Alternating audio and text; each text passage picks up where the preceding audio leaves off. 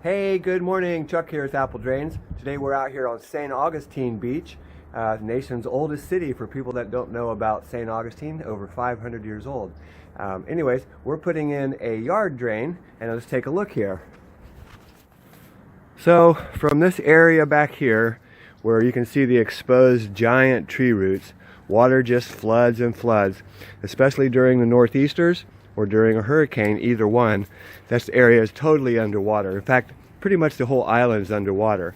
But we can put in the French drain. We're going to use this easy flow, the styrofoam peanut pipe. We'll start right here, and you can see already the groundwater that's come up inside here. Remember, we're on an island. This is St. Augustine Beach. We're going to put that easy flow down through the trench. It'll turn, come over here to the sump basin. Sump pump is going to lift it up, and we'll send it all the way out to the street. We've already started our basin hole, but you can see there's a lot of things underground. Biggest problem here with do-it-yourselfer is these tree roots. They are giant. Giant ones aren't so bad, easy to chop through, but it's the little ones that are underground that run all the way out to the front. And out here at the front, where we're going to discharge, we also have to contend with the water line. Remember, here in the south, water lines are only a foot deep. They're not very deep at all because it doesn't freeze, quote unquote.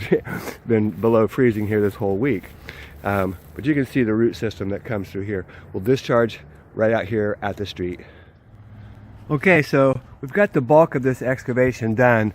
Just laid a piece of pipe to check our depth. We're about 6 or 8 inches below grade for our French drain. Remember, we're using the easy flow drain system. And what that is 4-inch perforated pipe surrounded by styrofoam peanuts. And then it's encased in fabric. And the peanuts, they act as the voids, just like gravel does, because water needs to flood up through the bottom of the trench. You can see that water down there. That's how this works. It floods up into the system and is carried away. It does not drop directly in. We do add catch basins. You can see right here at the beginning of the line, we'll set a catch basin to pick up the surface water. Because you can see there's a downspout that they did not want to hook up.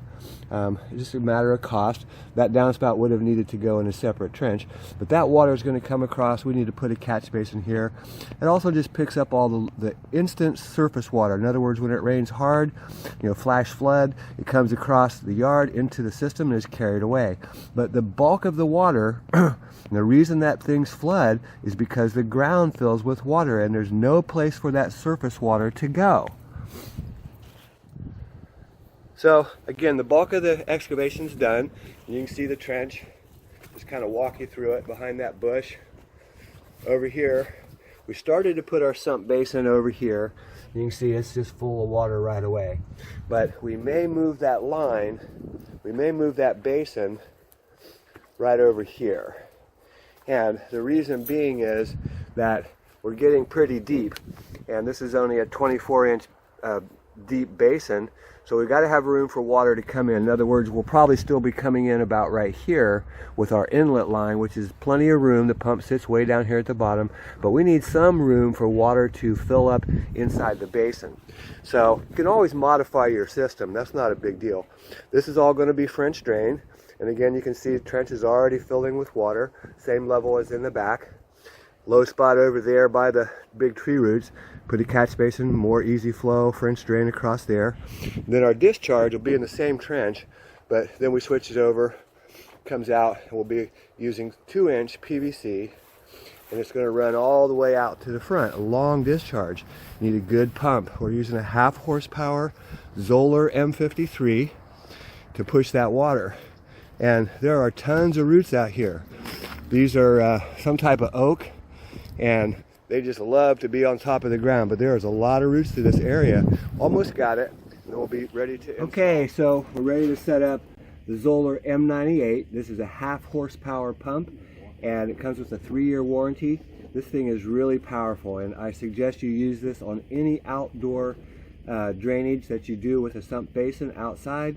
This is the best pump to use. So we start by threading in the male 1.5-inch adapter. It goes right into the port.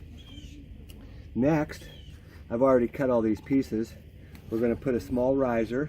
It's going to get it kind of clear that bar. We're going to go ahead and glue that up. trying out a new glue. It's called Christie's Hot Red Glue, even though it's blue. And had some good reviews about it. Push and hold. That holds it nice and tight in place. Next, we're going to put the check valve on.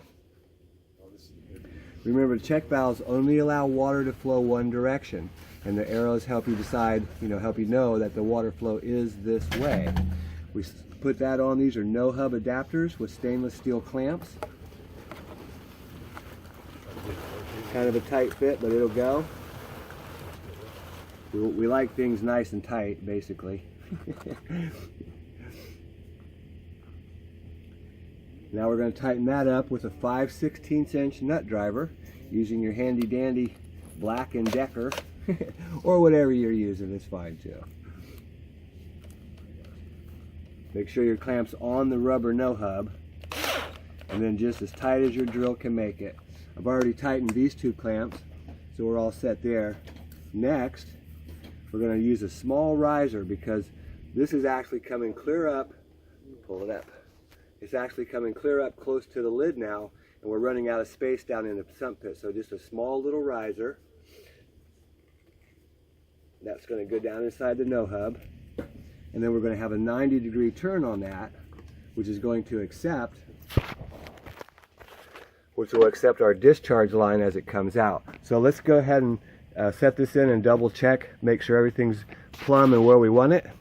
And then we'll go ahead and... Okay, so we've got our Zoeller M98 installed. This is a 1/2 horsepower. It pushes about anywhere from 60 to 80, maybe 100 gallons a minute, but we are pushing it about 100 feet, so it probably pushes about 60 gallons per minute. That's a couple of trash cans full of water every minute. We've got a check valve installed. You can see it down there. That keeps the water from going back down into the system. I also drilled a pressure relief hole down at the bottom, brought it up. We've got 1.5 inch coming out. It switches over to 2 inch, and you can see it runs all the way out to the street. We're covering that up. Here in the low spot between the homes, you can see here's a house and here's a house over here. We've put a catch basin that picks up the surface water. And then we added some French drain, the easy flow pipe that comes around, turns, and runs into the sump basin. Over here, we've got a small piece of solid because we've already collected the water. We've got 3 catch basins in the back. Whoops. 1 over here, 2 more along the fence line. We're going to put some more soil here and grade this off so that it's quite low in this area over here. So again, if you tune in on our live broadcast starting in February, I'm going to show you all kinds of different things that will help you on your installation. Again, this is the discharge line from the sump pump, and it's coming all the way up to the sump pit up there by the homeowner. And basically you can see we've put a couple of set screws in here to help hold this grate on, because that will pop off of there because it's under pressure.